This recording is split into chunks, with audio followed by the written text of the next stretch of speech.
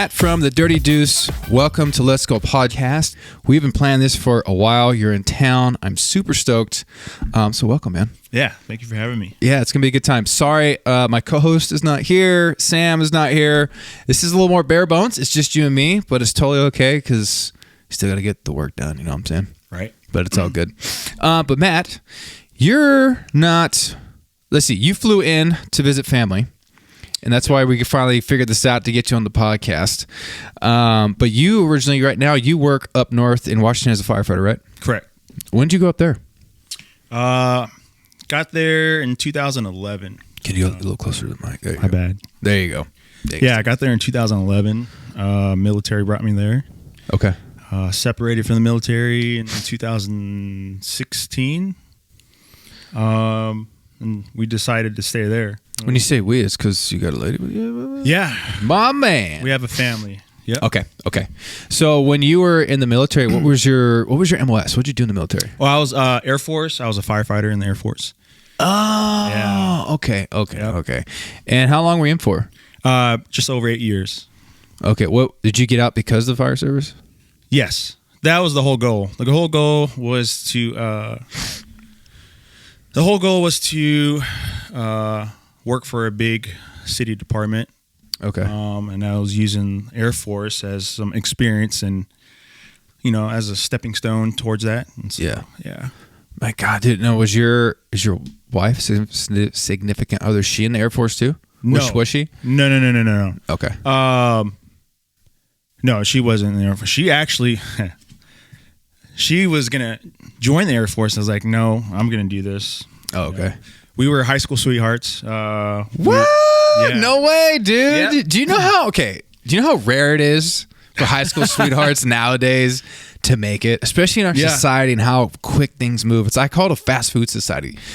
It's pretty rad, dude. Yeah. No, we, like I said, born and raised here in Long Beach. Okay. And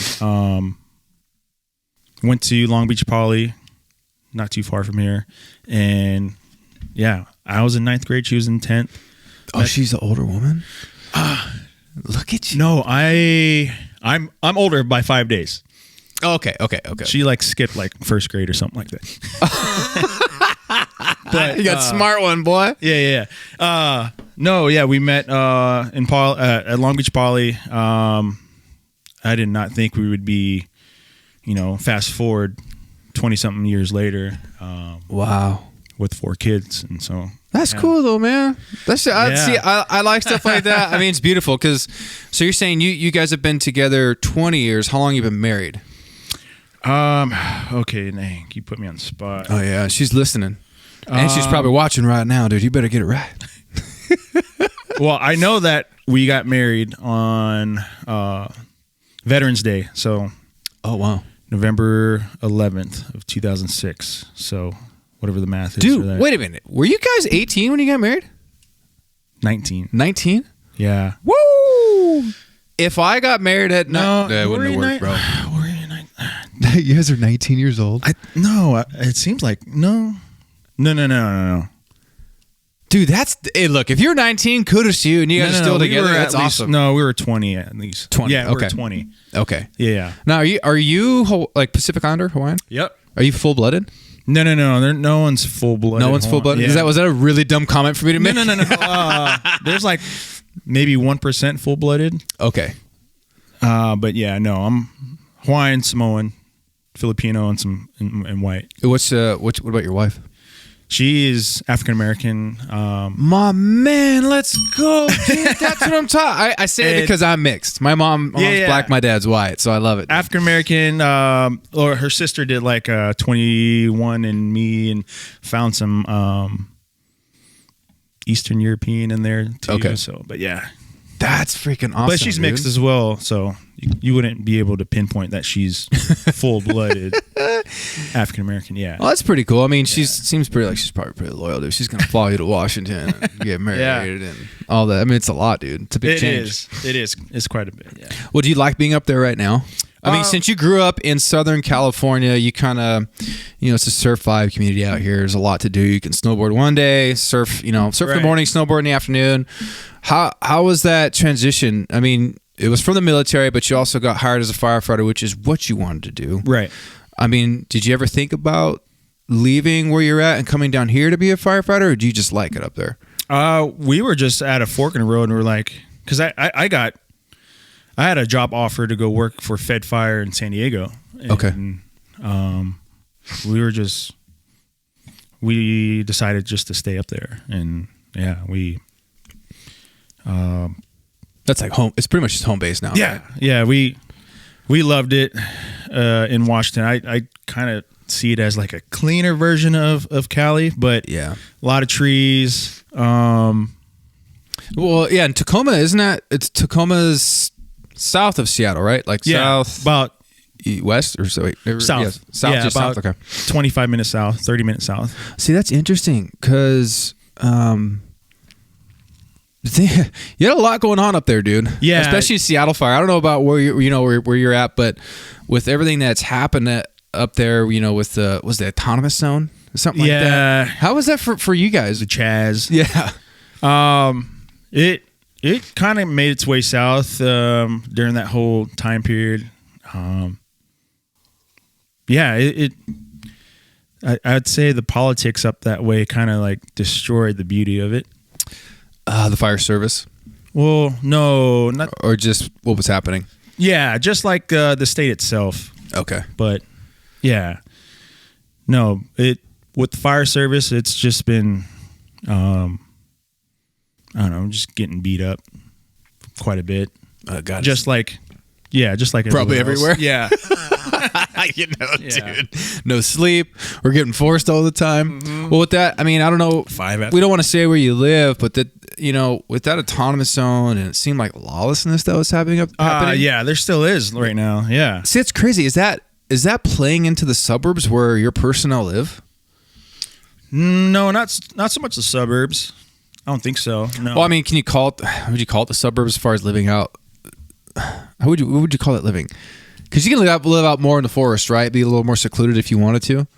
Yeah. Oh, yeah. I'm sure there's a lot of personnel that do that, right? Oh, yeah. There's a lot of guys and gals that live out in, the backwoods in the country, but no, none of that's seeping out that way. So it's predominantly just staying in the city. Yeah, for sure. That's interesting, dude. You're starting to see a lot of the kids that are stealing, the Kias and the what is it?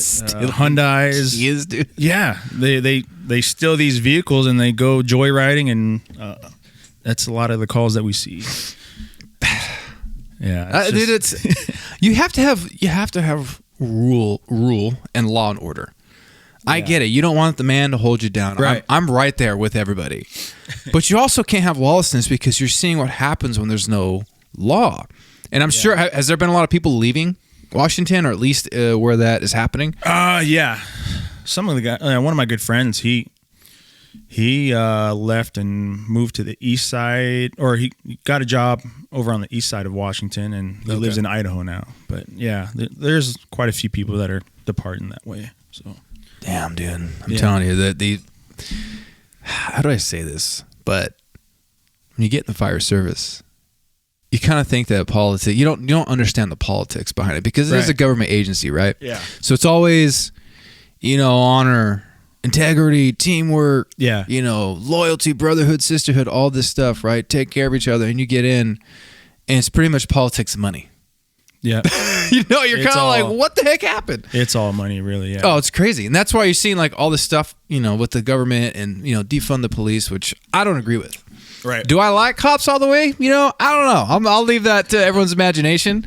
I think some could be some fun kills, but you still need them. They have a dangerous job. They have a job that I don't want to freaking do, and we need them. But you defund them, you're seeing what's happening in Oregon and up where you're at and where you live. I mean, it's just like, I wouldn't want to raise my family in that. Right. Yeah. A lot of the guys that we work with up there, their hands are tied. They can't do their jobs. Yeah. And so, I'll just leave it at that. Yeah, it's ridiculous. Okay. Now, something really cool to talk about is you are the founder of the Dirty Deuce. Correct. Yeah. You guys stay a bit close to the mic for me. Sorry, man. No, you're good. No, you want to hear it nice and loud in the headphones. That means it's clear for everybody else. Yeah, there you go. Right okay. So you are the founder of the Dirty Deuce, which is maybe satire for the fire service, Right. or things that we see on a day-to-day basis in a fire service that we know are pretty funny. The public might not get it, but love it. When did you start the Dirty Deuce? Yeah. I started it maybe back in 2020, during COVID. Really? Yeah, it was just you know, we were only averaging maybe 2 or 3 calls a day. Okay. And morale was pretty low, and there was talks about maybe 60 jobs were about to be cut. What? Yeah. Wait a minute. In your department, during COVID, they were going to possibly lay off the firefighters. They had to figure out a budget. Oh my God. And actually, one of the first memes that I posted was about, city council, or talking to the city council about budget cuts. And it was the scene from Tommy Boy when he was, lighting a car on fire and two guys puking in the back. Right. But yeah, that's when it all really started. Okay. I actually, took inspiration from John over at San Diego Fire Brigade. Yeah. Someone sent me a video of, I think it was like Arnold swinging the axe. Or it was Arnold swinging the axe, or was it Arnold with his sword? His Conan. sword, Yeah, it was Conan, swinging. right? Yeah. Talking about an axe. Right. Everything was super relatable because I was just maybe a year off of probation. And Okay. I was like, man, this is funny. And I started the Dirty Deuce to kind of like pass time away and kind of, get laughs out of some of the guys and girls on the job. And Right. And so that's how it really started. And it's kind of turned into its own organically, its own thing, which is really cool. Which that's what you want, right? And I love when I see fellow firefighters venture off and do other things besides the fire service. Because sometimes I want to tell our fellow firefighters, not all of them, but some of them, like, hey, there's life outside the fire service, right? There's other things you can do with your time besides think about work and talk about firefighting, because really, most of the public doesn't give a shit. They don't care about the fire service, dude, or what you do. So it's like, when I see you, I've been in contact with John and what you guys are doing, I freaking love it, dude. I love it, because you don't know what it can turn into. You don't know how big it goes. I mean, think about that guy, FDC, Fire Department Coffee. Yeah. Dude, he doesn't even do the fire service anymore. He's out. Oh, wow. He's full-time doing that. Wow. He's crushing it. Yeah, wasn't he like out of Florida somewhere? I don't know. I don't want to misspeak on this. Maybe Arizona.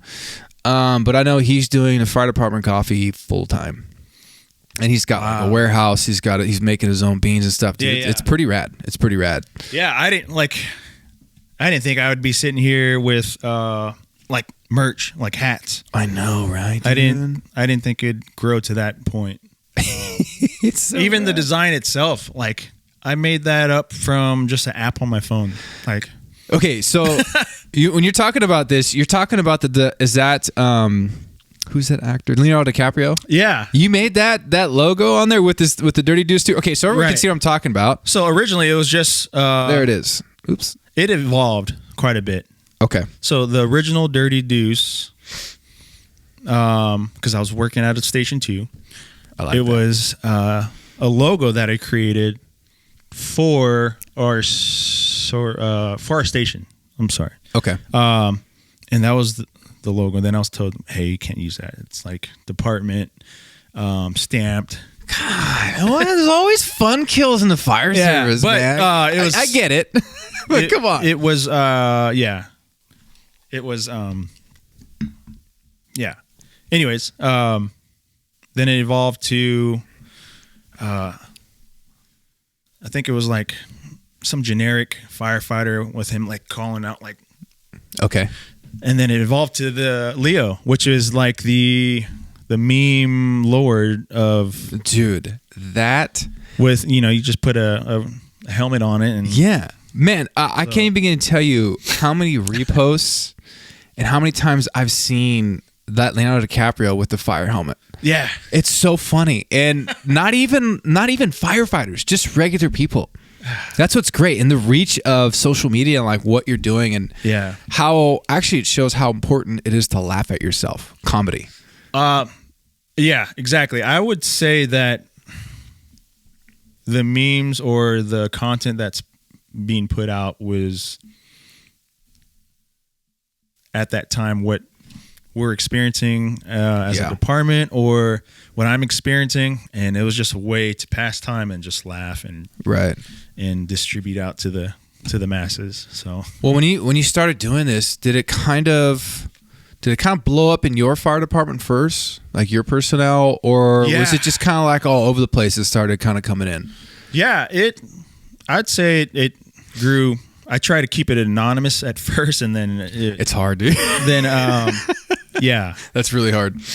Yeah, I'd say a good majority of the department already knows about it, and even the chiefs. That's what I was wondering. Did you ever get pushback from your management, the chiefs and stuff? Because they can really put a kibosh on having fun. Oh yeah, it's been a learning process. I've actually received some paperwork to be honest. Really? It's more so because of some stuff that I shared. Okay. I thought it was. I thought I kept it out our department. What was shared, and to be honest, it was something stupid. It was like it was a guy who he had his ass out in front of the station. Yeah, that's so great. Okay, when you say was it a firefighter or was it like the public? It was a public. Okay, and you found that picture. Well, no, someone sent it to me and it was shared. And I'm sorry, the guy doesn't know who that is. And yeah, it was shared. And then received some paperwork. Well, I mean, it is what it is, dude. With having this, dude, I have had to make sure I cover my bases so nobody in any fire. Because it's really weird with the fire services. They want to have a say in what you're doing off duty. Right. Legally, they can't. Straight up. So I've had illegal stuff put. I've talked to lawyers. I'm like, hey, here's who I work for. Here's what's happening. Here's what I'm doing. I need to make sure I'm protected so they can't just try to come after me because they're not happy about something. Yeah. So anyways, I do have some things in writing. So I'm like, if that day ever comes, be like, bam, dude. Yeah. Not happening. Yeah. So I just try to stray away from stuff like that. And it's been a learning process. But yeah, for the most part, it's been upward since then. So all the videos that you make, it's just you do everything off your phone. Yeah. Nothing off a computer. It's all off your phone. All off my phone. It's my phone's probably reached its. I keep getting the notification of like, hey, your iCloud storage is full. Ooh. But it's been a lot easier now just to grab content and just tweak it, crop it. Oh yeah. Yeah. Now, are people sending you stuff? Yeah, a lot of people will send me stuff. If I don't get a laugh at it, I won't share it. Got you. Like if I don't get it, like you know, I won't repost it. But so in order for it to get reposted, so everybody knows, it has to make you chuckle first. So if it makes you laugh, it passes the test, right? Exactly. Okay, that makes sense. That makes sense. And that's the same thing too with John. That's what I was gonna say. I was like, I wonder how John does, because I sent him some stuff and he's like, yeah, that's funny, but I'm not gonna repost it. It didn't make me laugh that much. But I was like, okay. and it's honest. It's true. Yeah. Like if I don't get a chuckle out of it, I won't reshare it. Yeah. Well, I imagine both. I mean, you have to be, John and you both have to be getting a lot of messages all the time. You know who also is killing it too is Hose Draggers. Do you follow him? I do follow Hose Draggers. I haven't really connected with them yet on social media. It's usually you and John, who I talk with a lot, which I think he's coming on here in June or July. Okay. Nice. But yeah, I haven't talked to I should reach out to Hose Draggers too. Yeah, they're putting out, or he's putting out some funny stuff. Where's he? There. We'll keep that low key. I don't know what to say. I think he's here. He's in SoCal? Yeah, he's in Cali as well. Okay. Yeah. Okay. No, that's good. Okay, so your messages though. Have you? I asked this because I've said it on here on this podcast before, but since this podcast and with it becoming, downloaded more and the popularity going up, I do get messages about stuff to talk about. Yeah. But then I also get very inappropriate messages. Mm-hmm. Very, very interesting. And especially from both men and women. And I've had to block a lot of people, dude. Yeah. Do you get a lot of people nasty gram hate messages? You know what? We have started to, because of what we talk about sometimes. Right, we'll put out, our opinions, what we believe. And I've been called a bigot. What's some other stuff? Yeah, I've been called some pretty mean things on there, but it comes with the territory. I've been approached by a few people that say, hey, I want to start a podcast or, a satire page on Instagram. Yeah. And so I kind of guide them like, here's what you kind of have to realize. It's definitely like a second job. There's a lot of work, but when you start putting yourself out there, right, you need to be ready to start receiving some hate, because not everyone's going to agree with you. Not everyone's going to think what you do is funny.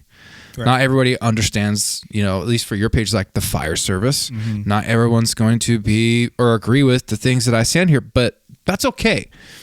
It is a risk I'm willing to take to, talk to people, to get everyone's story out. I always say everybody has a story to tell. You have a story to tell. Yeah. Our past guest, everyone comes from somewhere, struggles, success.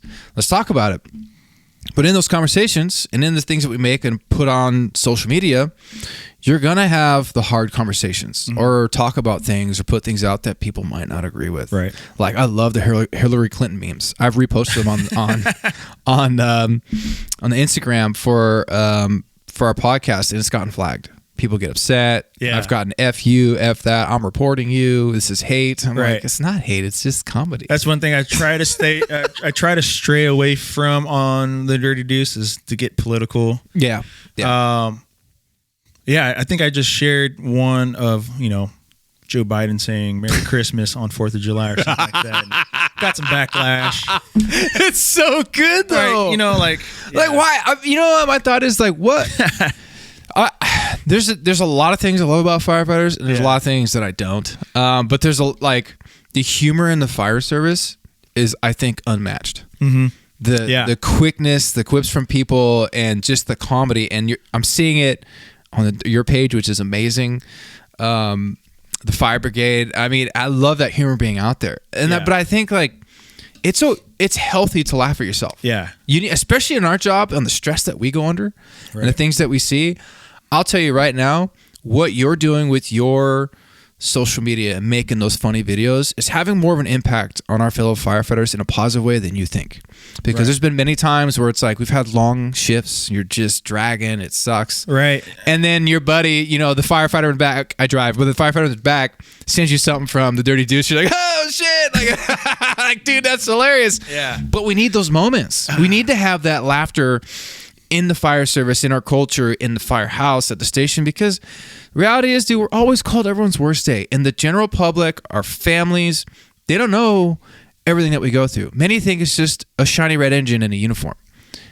Well, no. There's a lot more that we deal with. So to have an outlet like that, to have things that we can send to our fellow firefighters, like, hey, this is funny, making fun of chiefs, or, how we pulled first up on scene and do a size up or something. Beating someone in the first two. Yeah. I think it's awesome, dude. I hope you're getting more positive messages than negative, Yeah. And more support. For sure. There's a lot more positive than negative. Sometimes there in the comment sections, there's like a brawl going on in there, and I just leave it at that. But yeah, sometimes, dude, it's just, that's what I look for is the comments. You live for the comments, right? It's the comments. Okay, so when someone is actually brawling in your comments, do you ever delete them or do you leave it? No, I'll leave them. Okay. But if it crosses the line, I'll delete it. But for the most part, you got to leave it, dude. Free game. Yeah, you got to leave it because you want to see it play out. Yeah, you want to see how far are these two really going to take it right now? Are they going to go to the full on like F you this and F you that, or someone just going to be like whatever? Yeah. No, yeah, dude. Making memes. It's a double-edged sword when you make memes, because you're poking fun at a lot of people, but on the flip side, you got to be good at what you're doing, because I don't want to be looked at as incompetent, but I'm posting stuff about about that. So Yeah, dude. I mean, it's gonna be hard at times though, right? Because it's almost like a comedian. You have to constantly be making new material. If not, probably harder than a comedian, because right, they'll do a special and live off that for a year or whatever. Whereas for you, like, people don't understand. Like, I talked to you before we started the podcast. People don't understand, the behind the scenes that we do. Right. For the Dirty Deuce, for podcast, like all the work that goes in, the creativity. For you, putting out material that's funny, that's not stupid, right? That people are going to connect with and want to share. Yeah. So I imagine, that can get a little tough at times where you have days where you're not inspired, right? Yeah. I mean, there's times where I feel like I have writer's block. Okay. Or I don't know. There's times where I feel like if I post this, it's not going to be received pretty well, or it won't be as funny. But for the most part, I guess, it's hit or miss. Some of the stuff that I post. Yeah. And, when you say hit or miss, like some encountering more views, some are duds, some are some will take off, right, and get viral. But has anybody have you learned anything for yourself to get inspiration? Because there's times, even with this podcast, I'm like, fuck. I'm like, damn, dude. Who am I going to find this week? Who am I going to talk to? I mean, as you could tell, nothing's written down. We just kind of let the conversation flow. But it's like, sometimes you're not inspired. Sometimes you just want to hang out and do nothing, No. Something I've learned is just to kind of find a balance. Because when I'm away from work, sometimes I'm dedicated to the page, and it takes me away from family time, or so I'm just trying to find a fine line of balance, and try not to dedicate too much time to the page. Right. So on top of your job, on top of being a husband, and being a dad. When I get notifications saying, "Hey, your screen time has decreased 8%," that's a good feeling, huh? Yeah. So, but I think I spend way too much time on my phone, and my wife would be the first one to. Dude, does your wife actually help you with some of the? No. She don't get it, huh?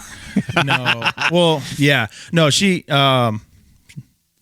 honestly hates it. Yeah, she honestly hates it, but. Oh man, I know, but dude, you got great merch. She calls me the dirty douche. Dirty douche, dude. Yeah. But yeah. Well, it's cool because you're selling stuff. I mean, I don't know, man. I think you should honestly keep going, dude. Because you don't know how far you can take this. Yeah. That's why I tell people, you don't know unless you just try. Yeah, I know. There's this year or last year, it really grown. I didn't think it'd be 35 or 36,000 followers on there, but 36,000 or something like that. Yeah, that's pretty good. And when did you start? Let's say, when did you find? Well, I've started and then deleted it. So this is like 2.0 Dirty Deuce. Okay. But 2020. 2020? Like February? No. The official was 20. Okay, it's 2020, right? March or April of 2020. Okay, March or April, and we're what? We're in March. Oh, we're in March, or no, we're in April now of 23. So 3 years. So in those 3 years, you've kind of it's not doing anything. I need to bring it back. Yeah, exactly. It's been so for the most part, it's kind of been like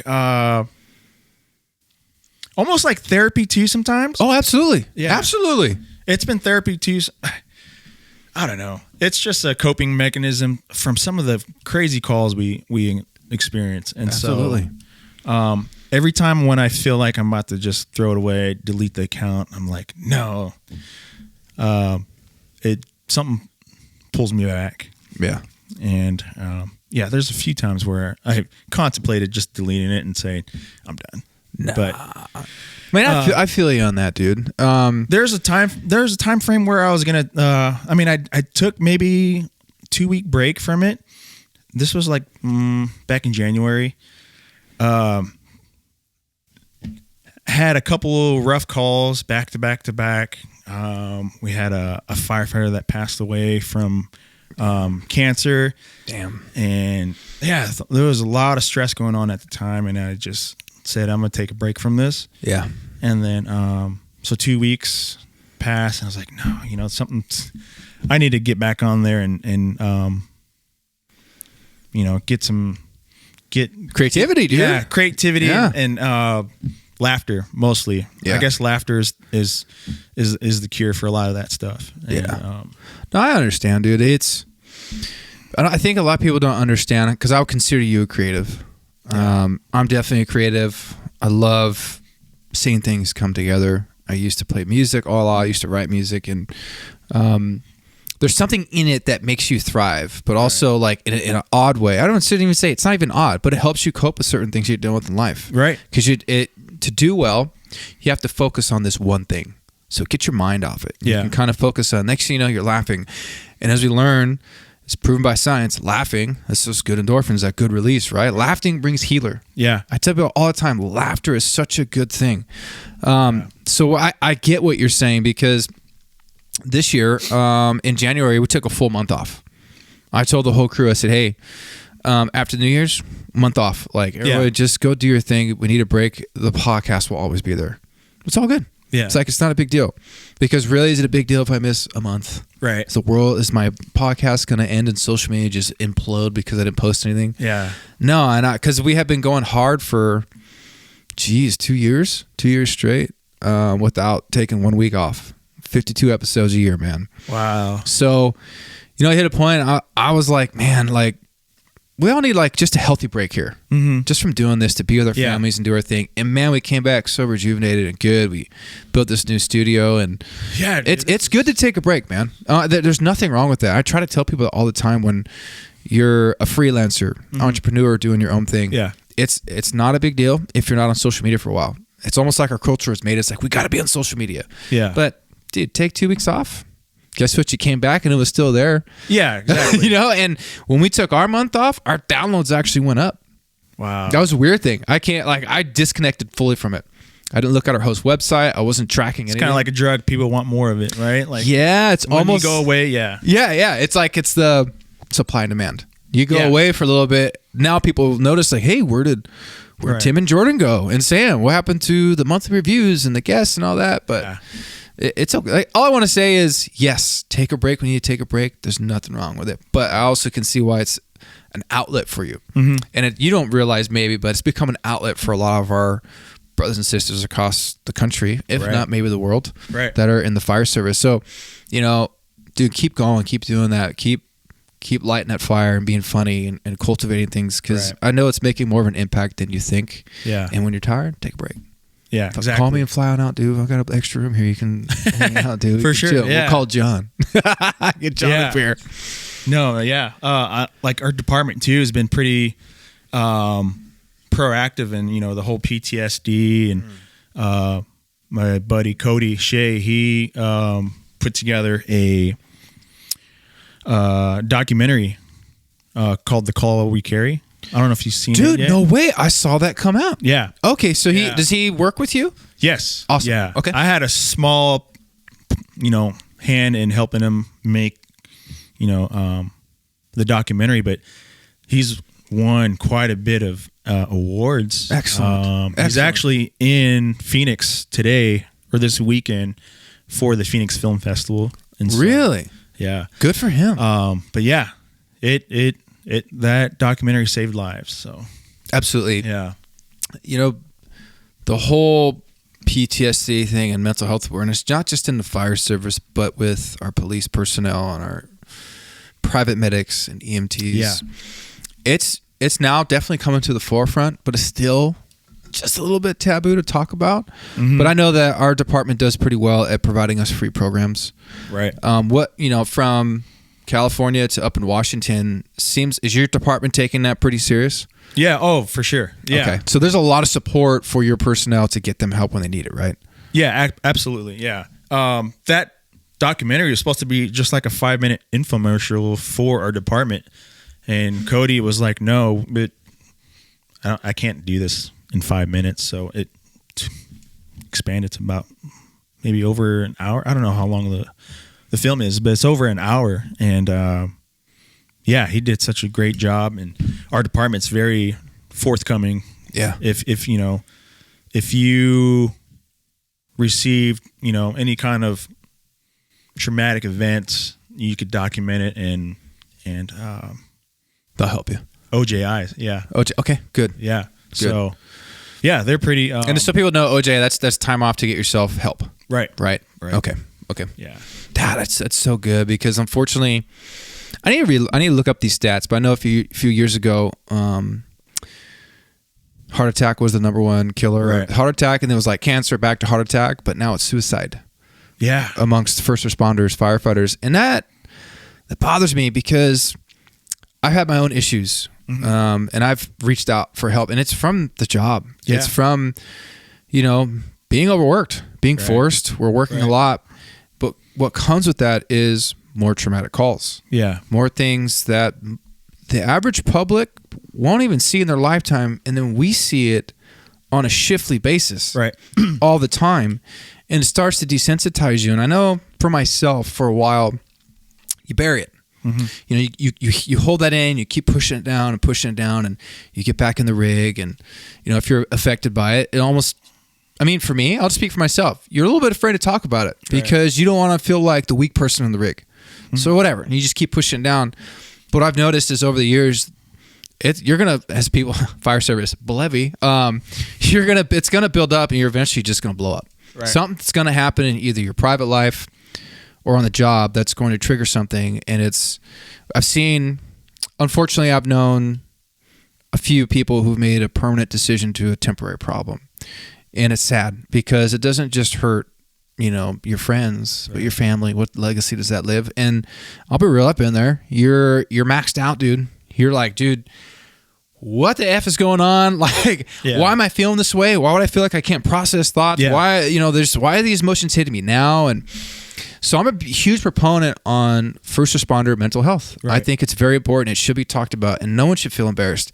And everybody should be able to talk to their supervisor or friend, Right. or be able to reach out for that help without feeling embarrassed or feeling ashamed. Yeah. That hit me like a ton of bricks 2 months ago.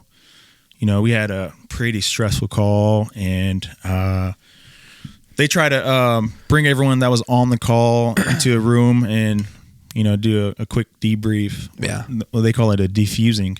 Okay. And each person talks about what they did and what they saw.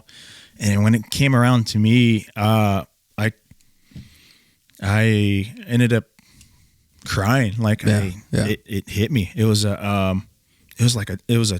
don't know, to get into HIPAA or anything like that, but it was a Tesla that center punched this light post. Oh shoot. And we couldn't, not we couldn't, but the car was on fire, and it was an extrication at the same time. And we all know with those lithium ion batteries, that shit don't go out, bro. You gotta like drown it. Yeah. Exactly. So that was going on, and then we come to find that the front windows, they won't give on the first try or with the center or with the window punch. Really? It's almost like bulletproof type window pane. Okay. And so it was just a pretty dynamic call. It's a messed up call. There's a lot going on. Absolutely. But what broke me was I had a brother who passed away in a car accident. My younger brother. Okay. And it just triggered that, and I broke down in front of my peers. And I don't want to say I felt weak, but I just felt. Did you feel comfortable doing it, or did you feel uncomfortable? A little bit of both. A little bit of both. Okay, but I got you. Yeah, it was just a high stressful situation that hit home because it was something that was really close to home. So. Yeah, it probably brought up more memories of your brother. I had a brother pass away in a car accident. He was in a roller accident at 18 years old. I was 17. Wow. So, I understand how that goes. There's a lot of times, our job is so unique, and how we handle ourselves. And I want to explain this the right way. And I know this. I'll just say, I think only firefighters will relate to this. But we have to, in a way, shut ourselves down. You have to shut down your emotion, which is not normal. Should not happen. You're denying yourself feeling that, because to be real with you, to feel that emotion of hurt, sadness, anger, joy, love, those are God-given in us to deal with life and its issues. And then when you deny yourself that, you're shutting that down. That's not healthy. That's not good. But for us as firefighters, we have to, because like the movie with The Call You Carry, you're going to carry that with you. Actually, let's be real. We probably do carry all those calls with us, right, without realizing it, even though we're trying to deny it in the back of our head. And that's hard, because we'll go to work, see what you saw in that accident. I saw a kid freaking hung himself because the parents took away the Xbox 360. This was like 8 years ago. Wow. To other suicides, to people mangled in cars, to structure fires where somebody couldn't get out. And then you get off at 7 a.m. And go home and be a husband, father, brother, and be normal. And you got to come home and somehow leave all that at work and turn it back on without being affected by those emotions. Without people understanding, it's a lot more difficult than people think, but we get so used to it, we just do it. But I've known, at least for me in my first marriage, it definitely impacted my first marriage. I would come home completely shut down. And it's like, well, why are you upset? I'm like, I'm not mad. I'm just, what? Just give me like an hour and go, are you mad at me? I'm not fucking mad. No, I'm mad. It's like, I'm not mad, dude. Yeah. So for us working as firefighters, it's a unique job, dude. And I understand where you're coming from. I know a month ago we had, unfortunately, a SIDS baby, and I'll just leave it at that because I don't want to give out too much information. But I remember being on scene and seeing that little baby, 6 months old, and usually I'm pretty good. I can hold it together, and I tried, dude. I tried. And we got back to the station. Our chief came by, and he chatted with us. You guys good? You want, Counseling Team International and some other stuff, and they ended up doing it anyway, just because it was a pretty bad call. And I usually run in the morning right when I get to work, and it was in the morning, so I went for my run, and during my run I just broke down. It just hit me like a ton of bricks, and because the look on that mom's face, the pain that she was in, and the absolute tragedy that was happening, and the anger in the father, which was completely understandable. I remember seeing that in my own mother when I was 17. My brother died. I could feel both of those. I remember it brought back that pain again. It's hard not to get emotional now because it hurts, man. I mean, that is real life. That is something that I hope nobody experiences, is loss of a child. I can't imagine the pain, because I know what that felt like, losing a brother. Right. So to relive that and see that and what that brought back in my memories, and seeing that man's anger, the husband, I remember my dad and seeing him break. Dude, it just all came. I'm like, oh my God, I feel like I'm back at the house on a Saturday morning when the sheriffs came and told my parents, your son is dead. You need to call the San Bernardino County Coroner's Office. Like, dude, it was just too much. And I got back station. I was like, I need help. I'm not dealing with this, right, dude? Like, I don't need to leave work. Just get somebody down here that I can talk to. Yeah. I needed to figure this out. So I appreciate you sharing that, man. These are things that we deal with, and it's real life. It's tough. And I think I hope more firefighters are comfortable talking about it. And I hope that by you talking about your experience, because you have a little push, dude. You have a good Instagram page that gets a lot of people laughing firefighters, and right. They're going to follow you. So to hear you talk about that, I think it's a good thing, man. I appreciate that. I really do. I think others will, man. Yeah. Thank you. Yeah. So it happened in San Bernardino as well. My brother's accident. Yeah. Yeah. So he was in Joshua Tree. He was 18 years old. Sorry, I didn't mean to. No, you're good. You're good. I'm open talking about it, people. They were going out. So it was a Friday night. They stayed at a friend's house or something out there, and they were with their church group. So there's 3 cars or something like that, I remember. And he's with his girlfriend. His girlfriend had a twin, so he was loving life. They woke up that morning, and the last picture that was taken of my brother was that morning. They're leaving. He and his girlfriend slept on the couch. He was like sitting kind of up, leaning on her. She was laying across his lap, and they were cuddling. And someone snapped a picture early in the morning. That's the last picture we have of him. And they went, and then there's a McDonald's where you get to Joshua Tree, the entrance. They stopped there, and they got back in the car. He didn't put a seatbelt on, and neither did his girlfriend or her twin. And somebody said in the car, hey, we should go off-roading. And the dude driving the car said, off-roading, watch this. At 60 miles an hour, he swerved, hit the dirt shoulder off the 2-lane highway, lost control, overcorrected, rolled. And the crazy part is there was an off-duty firefighter who lives out there who saw it. And he said, yeah, he saw it roll. He saw my brother's girlfriend get ejected, go straight up. And he said he saw that young man get ejected, but it looked like his foot got caught in the window and it just threw him into the ground. And then, not to be too graphic, but then the vehicle rolled over him, just kind of solidified it. Wow. So all three were passed away. No, so his girlfriend had facial reconstructive surgery and a brain surgery. She survived. She's married now with some kids. Okay. And then her twin, she said she felt herself bump into Luke, my brother, as she was about to go out the window, and it knocked her into the back, like, cabin space of this Chevy Trailblazer. Yeah. And she just got tossed around, and she lived. My brother was the only person who was killed that day.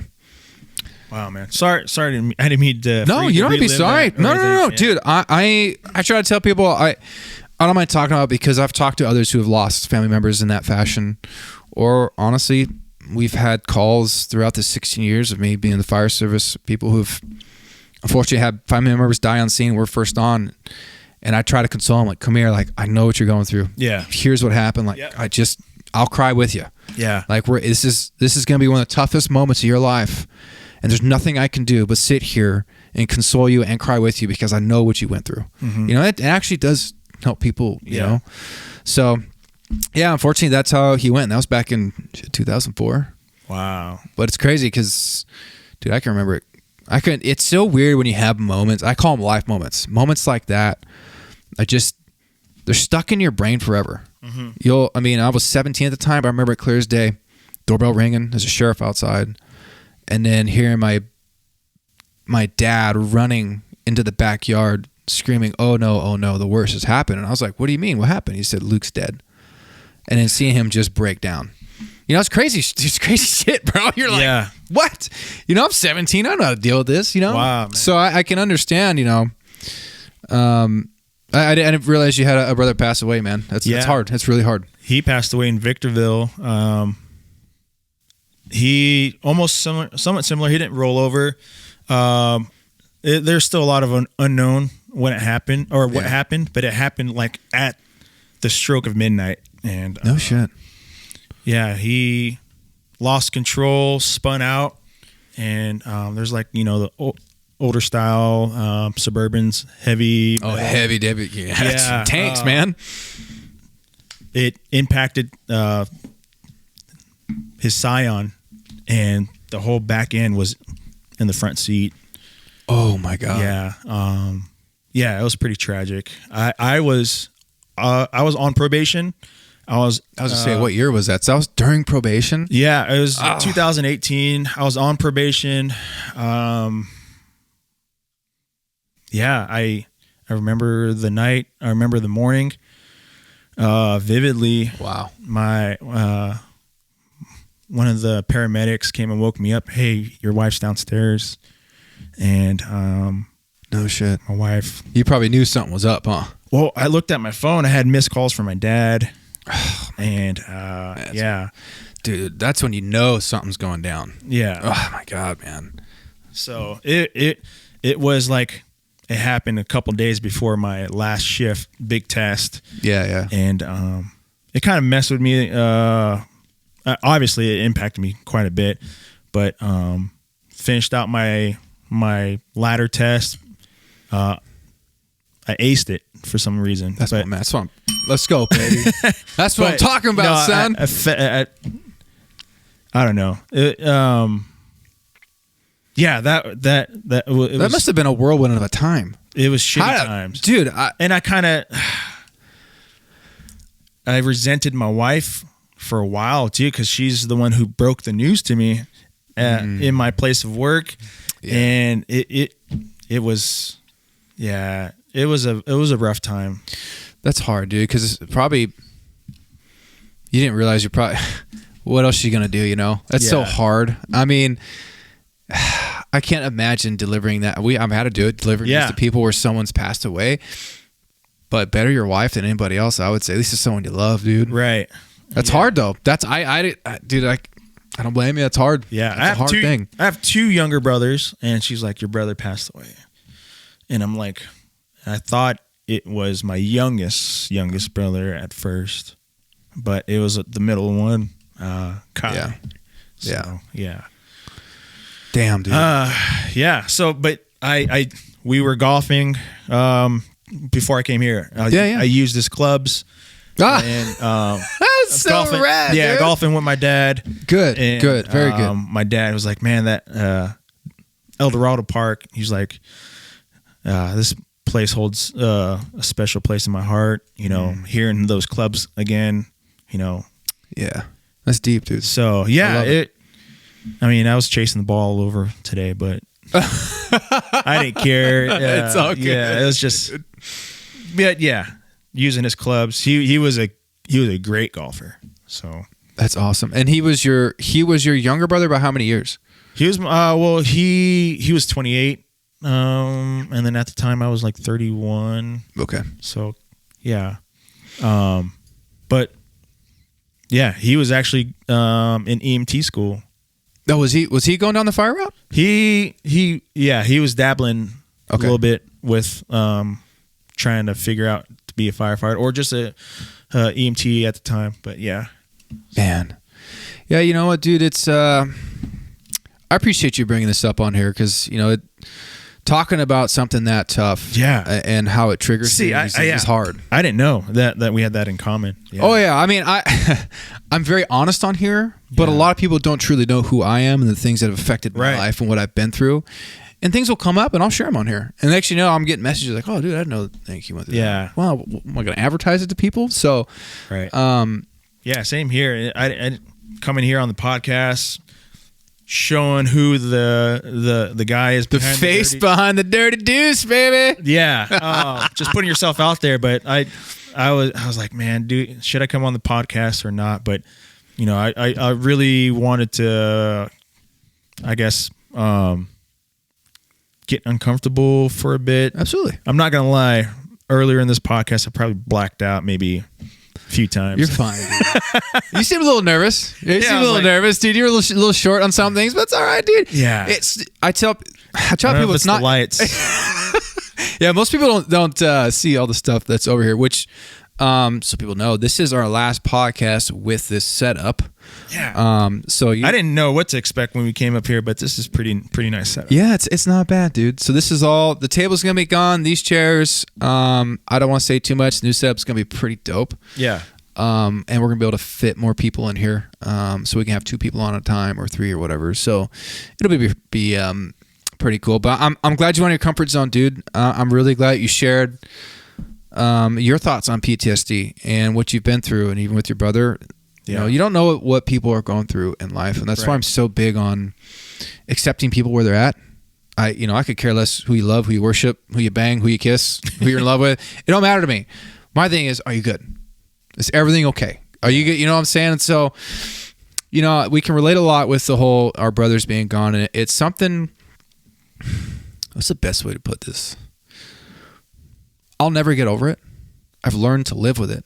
I think about him every stinking day. Yeah. Every day.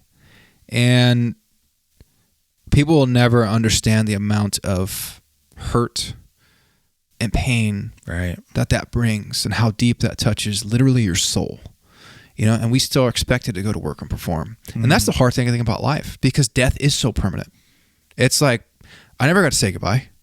Yeah. You know, it's a weird thing. And then you look back and you feel yourself second guessing things, and, oh, we shouldn't have argued over this. But we don't know when someone's going to be gone. And I've said this before. You know how much money's in your bank account? We can always make more money, but you never know the day you're going to die. Right. You never know. You have no freaking clue. Yeah. No, you can't take any of this stuff with you. Now, am I saying be irresponsible and blow your money? No. You still need to be a good steward of what you have. You know, try to save, but also splurge a little bit, enjoy your life. But it's also changed my outlook just on, for me, my own faith. I'm definitely, you can call a prodigal son, somebody who walked away and came back. I had some wild ass years, dude. Yeah. Do I go out and preach? No. But my faith is my own. I have no problem talking about it, and I've brought it up on here a few times, and people have been not happy about it and talk shit to me about it. And I'm like, what? Fuck them. Well, yeah, I'm like, you know what? You can go eat an asshole right now. It's my show.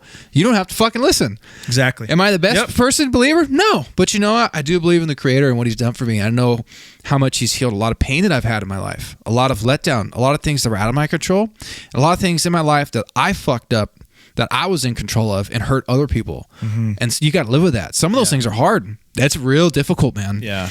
And you're like, there's got to be more to this life. You know, there's got to be more than just going to work and coming home and losing loved ones, you know, because you see the pain your parents go through. You see the pain that you've gone through and you still carry with you. Yeah. And the things that trigger and bring that back up, and then the violence that we see in our job of the everyday human that's by accident and on purpose.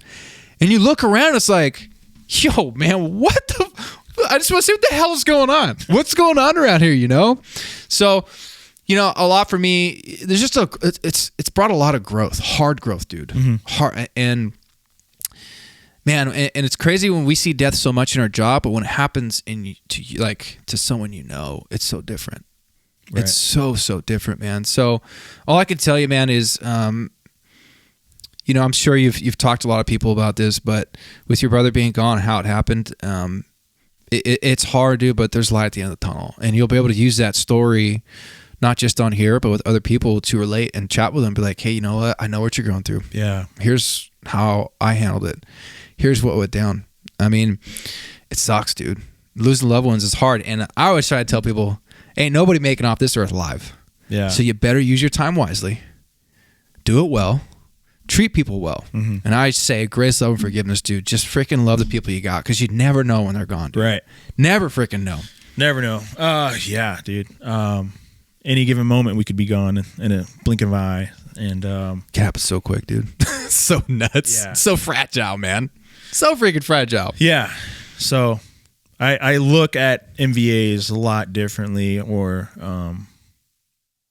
yeah. I asked for it though, moving to the truck. I'm on the truck now, and so that's all we see is a lot of extrications and stuff dude, like all that. The time. So yeah. But yeah. Yeah, dude. I got you, bro. So I'm glad you came on here, dude. Now, for the Dirty Deuce, what is your Instagram?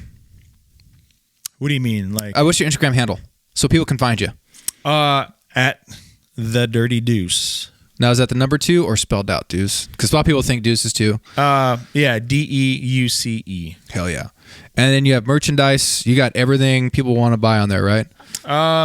I'd say so, yeah. Just a couple shirts and some stickers and hats. You know, have you ever thought about giving to charity? Say again? You ever thought about giving to charity as the Dirty Deuce? What do you mean, like? Give to charity, helping out with like firefighter mental health or different absolutely. Things. Okay. Yeah. So I'll have to talk to you about this. We have the OC Bomberos, really good dude. They're coming on here. 2 firefighters. They're big on getting like explorers and stuff and raising money to get them through like fire academy and all that. Yeah. They have I think it's a cornhole tournament coming up in June. I'm helping them with it. Yeah. Might have to get your logo on that flyer, bro. Yeah, for sure. Show support, you know what I'm saying? Yeah. No, I've used the platform to fundraise quite a bit for Bo Schemer. Oh, what's up with Bo? So Bo passed away on the 29th of this year. It was a job-related cancer. Shit. But few years prior to that, you know, it was when he first got the news, and we held a Bovember stash bash. Oh, that's cool. And I like that. We raised quite a bit of money to help, you know, with his treatment and for his family. That's rad, dude. He left behind a family of 4. Super good guy. Wow. And, he left behind a family of 4 kids. Wow. So awesome guy. He worked out of downtown on Truck 1. He was actually my driver right off probation for a few months. And so Yeah, he left a huge hole. Sucks, dude. That in is the a huge department. hole. That had to really impact you guys a lot, dude. Yeah, absolutely. Yeah, we just had his memorial service a couple weeks ago. So, And what's his full name? Robert Bo Schemer. Robert Bo Schemer. Okay. So Yeah. Bo, it's Robert Schemer, but Bo is what he was known as. And Okay. so next month we'll be playing in the Fallen Firefighters softball tournament in Vegas. Ooh. And okay, when is that? it's May 8th through May 9th through the 11th. Dude, I'm gonna have to.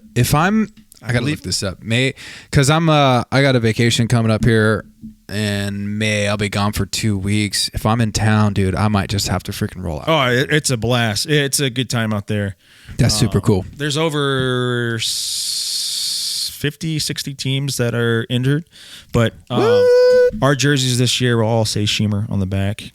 And so, Dude, Yeah. fucking, I love it, dude. That's what I'm talking about. And that's one thing so unique about the fire service. yeah. I do think that, like, I don't know. I don't want to say, like, put a damper on it, but it does seem like that brotherhood and sisterhood in the fire service that used to be strong is starting to dwindle away with new culture. But stuff like that is keeping it alive, dude. Yeah. That's good shit, man. Okay, before we wrap up, because you are up in the Pacific Northwest. Yeah. Okay.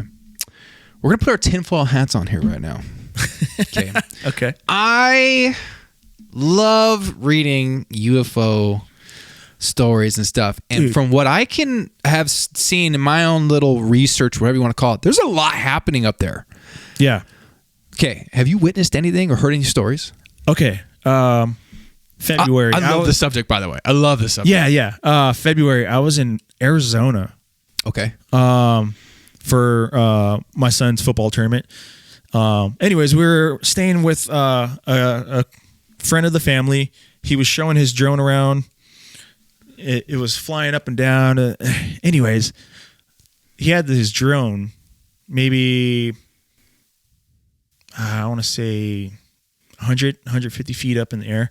And then just beyond that, like beyond the clouds, we saw it was like reddish shape of like a triangle. Get out of here, almost. dude. And that thing Get was outta here. cruising. I love It was cruising. And I was like, you guys see that? Like, Okay, so to get the story right, okay, you guys are looking at a drone. yeah.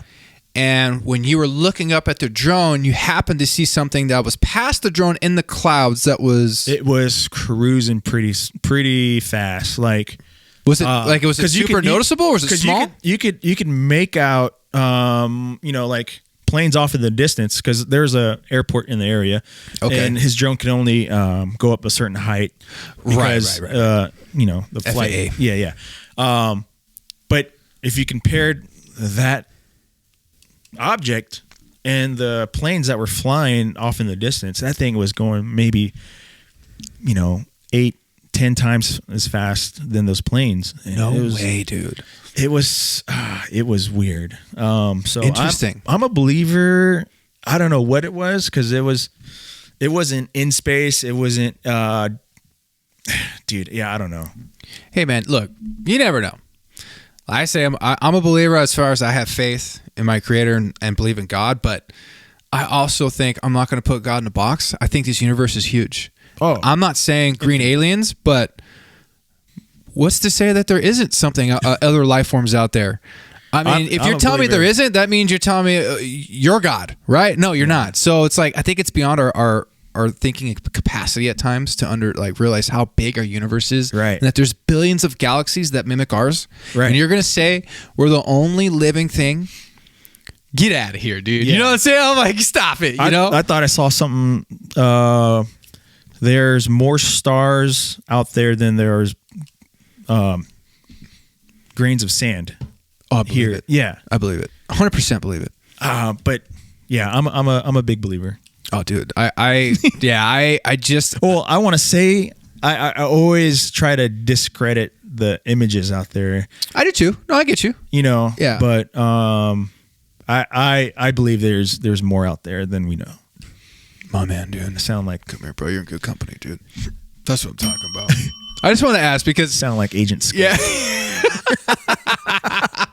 Because I read a lot of stuff and I'll research stuff. We talk about it on here with Jordan too, but there's a lot of stories from Pacific Northwest. You have a lot of forest out there. Well, out there, I haven't seen anything out there, but broad daylight in Arizona, dude. Yeah, that's interesting. Blatant. Blatant. Well, Matt, not John.